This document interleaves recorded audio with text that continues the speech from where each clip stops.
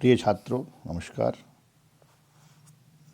हिंदी साहित्य के प्रथम वर्ष के प्रथम पत्र आदि एवं भक्तिकालीन काव्य के अंतर्गत आज हम भक्तिकाल के निर्गुण काव्यधारा के महत्वपूर्ण कवि कबीर की साखियों पर चर्चा कर रहे हैं। इसी क्रम में आज हम माया कौअंग के अंतर्गत जो कबीर की साखियां हैं, जो दोहे हैं, उन पर चर्चा करेंगे। उसके पहले हम ये जान लें कि यह माया कौअंग का संदर्भ क्या है। संतों ने जैसा कि माना है कि आत्मा और परमात्मा के मिलने में सबसे बड़ी जो बाधा है वह माया है, और यह माया बहुत अनेक अनेक रूप बना करके यह मनुष्य को ठगती रहती है। माया महाठगनी हम जाने, कबीर कहते हैं। और उसको क्या करती है? परमात्मा के मिलन से, उसकी प्राप्ति से, ब्रह्म की प्राप्ति से हमेशा दूर किए रखती है। और यह जो माया का अंग है, यह जो इसमें जो इसमें साखियाँ हैं, जो दोहे हैं, इसमें कबीर ने क्या किया कि जो इसी माया के जो अनेक रूप हैं, उन रूपों का वर्णन किया है। और मूल रूप से वह मनुष्यता को, मानवता को, मनुष्य को एक तरह से आगाह करते हैं, चेतावनी देते हैं कि वह माया के इन रूपों के प्रति सावधान रहे, सचेत रहे। कबीर जो माया का वर्णन करते हैं अनेक रूपों का, वो बताते हैं कि यह माया जो है, ये किस तरह से संसार में अनेक तरह के प्रलोभनों, आकर्षणों का पाश हाथ में लिए हुए है, फंदा लिए हुए है, और इसी फंदे में वह मानव मात्र को फंसा लेती है। जैसे किसी वेश्या का पूर्ण उपभोग कोई व्यक्ति नहीं कर पाता, उसी प्रकार माया का भी पूर्ण उपभोग कोई व्यक्ति नहीं कर सकता, क्योंकि इसका कार्य ही मनुष्य को संसारिक बंधनों में फंसा देना है। इस प्रकार मनुष्य को निरंतर प्रभु भक्ति से माया विमुख रखती है और उस पर अपना गहरा असर डालती है, और वह असर सकारात्मक नहीं है, नकारात्मक है। इसलिए नकारात्मक है कि मनुष्य संसार के इस माया में, संसार रूपी माया में या संसार के माया में पड़ा हुआ भूल ही जाता है कि उसको यह जीवन किस लिए मिला है। उसको यह जीवन परमात्मा का स्मरण करने के लिए मिला है, और वह संसार के प्रपंच में इस बात को भूल जाता है।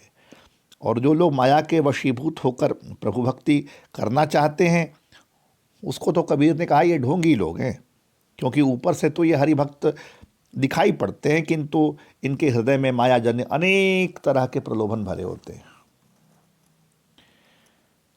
अनेक तरह के विकार भरे होते हैं।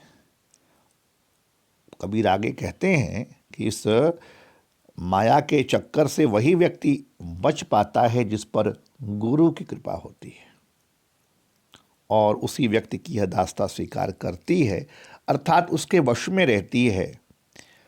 कबीर कहते हैं कि माया जो है संतों की दासी होती है और खड़ी खड़ी उनकी आज्ञा की प्रतीक्षा करती है, किंतु वे इसकी ओर तनिक भी ध्यान नहीं देते, बल्कि उसे लातों से और छड़ियों से मारते रहते हैं। कबीर कहते हैं कि माया अमर है, और उसके साथी कौन कौन से हैं? उसके साथी हैं आशा, उम्मीद, तृष्णा, ये सब हैं।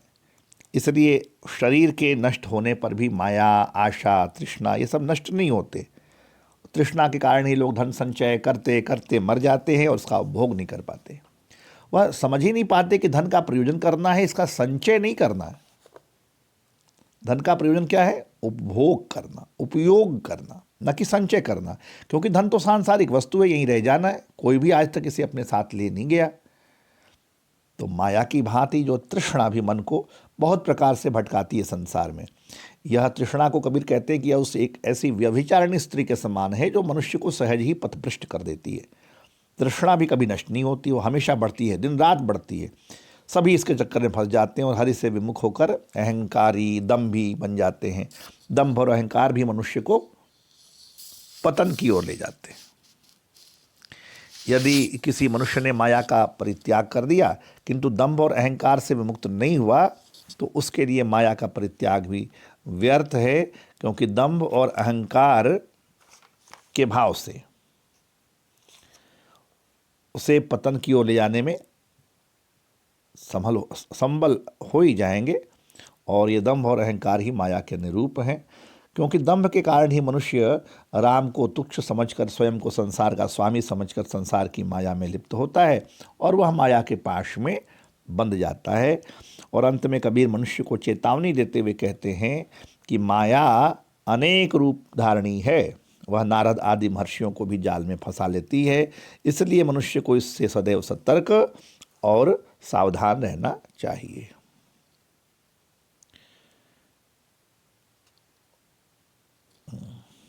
और इसके आगे हम देखते हैं, माया के अंग के जो एक दो दोहे हैं उसको देखना है। माया मुई न मन मुआ, मरी मरी गया शरीर, आशा तृष्णा ना मुई, यूं कह गया कबीर। कबीर क्या कहते हैं इस दोहे में कि माया मुई न मन मुआ, इस आवागमन का जो चक्र है संसार में, जन्म लेना, उसके बाद मृत्यु हो जाना, न जाने कितनी बार हमने जन्म लिया, कितनी बार हमारी मृत्यु हुई है, और इस आवागमन के चक्र में यह शरीर न जाने कितनी बार नष्ट हुआ है, किंतु किसी भी जन्म में माया मुई न मन मुआ, न माया के आकर्षण से हमारा मन पीछे हटा, और मन विषयों की दौड़ में हमारी जो निरंतर हमारा मन भागता रहा अनेक जन्मों में, वह कभी समाप्त नहीं हुआ। आशा तृष्णा नाम हुई, यूँ कही गया। सांसारिक कामनाओं का, तृष्णाओं का इस संसार में रहते रहते कभी अंत नहीं हुआ। आशा तृष्णा नाम हुई, यूँ कही गया कबीर। इसी बात को फिर अगले दोहे में कहते हैं, तृष्णान साची ना बुझे, दिन दिन बधती जाय, जवासा के रूख ज्यों, रूख यानी वृक्ष, घण में यहाँ को मिलाए। कबीर कहते हैं कि यह जो सांसारिक तृष्णा रूपी लता को पल्लवित करने से नष्ट नहीं किया जा सकता। तृष्णा साची ना बुझे, दिन दिन बढ़ती जाए, उससे तो यह दिन प्रतिदिन बढ़ती जाती है ना। इसका जवासा के रूप ज्यों घण में यहाँ कुमलाए, तो इसका उपाय क्या है? तृष्णा रूपी लता को मुरझाने का, तो इसके नाश करने का तो एक ही उपाय है कि ईश्वर की, परमात्मा की भक्ति, उसकी अजस्र वर्षा हो, खूब मूसलाधार हो, और उसी बारिश से जिस प्रकार जो जवासा का जो पौधा है, जितनी ज़्यादा बारिश होती है उतना ही वह सूखता जाता है।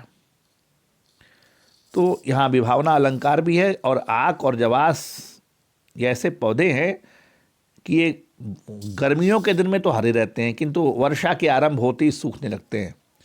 अन्य कवियों ने भी अपनी अनुभूति को आक जवास के माध्यम से व्यक्त किया है, और कबीर दास ने भी यहाँ पर आक जवास के माध्यम से अपनी इस अनुभूति को व्यक्त किया है।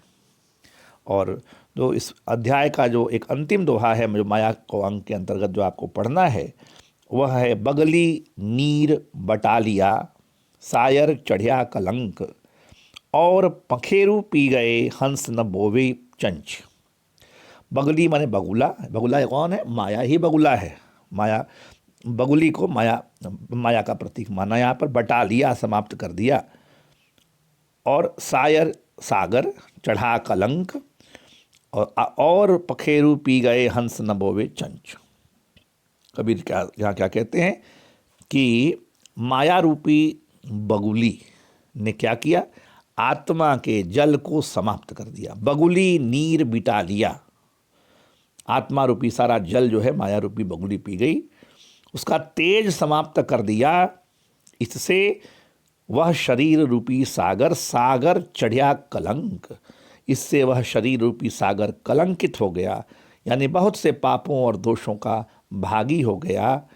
और पखेरु पी गए, अन्य सांसारिक जीव तो इस गंदे जल को पी गए, अर्थात माया में संलिप्त हो गए, किंतु हंस न बोवे चंच, किंतु जो मुक्त आत्मा हैं, जो हंस हैं, उन्होंने इस माया जल को छुआ तक नहीं।